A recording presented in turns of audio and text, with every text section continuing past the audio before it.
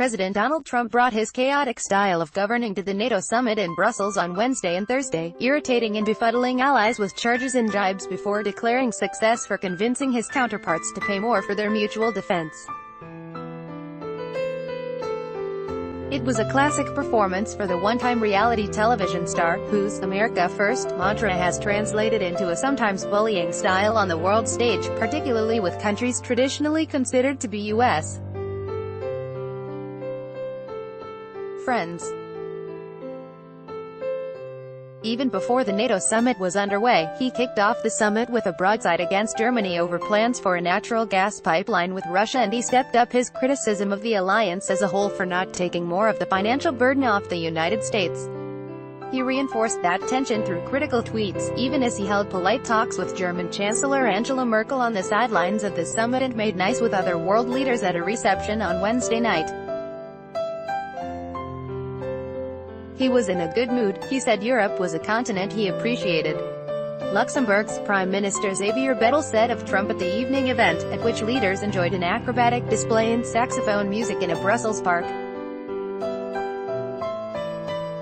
But the next morning, the bad guy persona was back, prompting the first formal NATO crisis meeting since 2008 in which Trump aired his grievances in a leaders-only, unscripted session over the funding issue again, diplomats said.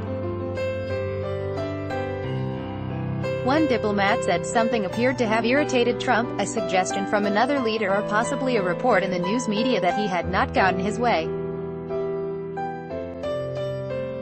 When he took the floor in the amphitheater-like North Atlantic Council room for a session with non-NATO members Georgia and Ukraine, Trump began a 10-minute tirade, which several diplomats said became a rage. He made very clear attacks against Germany and warned that if NATO countries did not meet a goal of raising their defense spending to 2% of their national GDP by January 2019, the United States would go it alone. That outburst prompted NATO Secretary General Jens Stoltenberg to ask Ukraine and Georgia to leave the room and, in a closed session, to try to get the carefully choreographed summit back on track. New normal, Trump continued his now familiar verbal attacks, saying too many U.S. presidents had failed to get Europeans to spend more on defense and that he wanted immediate results. But French President Emmanuel Macron, with whom Trump is friendly, fought back and said the allies had to stick to the previously agreed-upon 2024 target for their defense spending increases. He could not change France's budget for next year, which he had just presented to Parliament. Merkel said it was completely impossible to meet the commitments by January in the crisis session that Trump himself later publicly described as tough for a while. It wasn't easy for Merkel and the Germans to be treated as a villain, said a NATO diplomat, adding that the overall mood within the organization was that this was the new normal. By the end of that meeting, despite the pushback, Trump felt victorious. During a hastily convened news conference at NATO headquarters, the president declared that all was well and he believed in NATO. He said he was proud that his intervention had prodded other nations to step up their spending.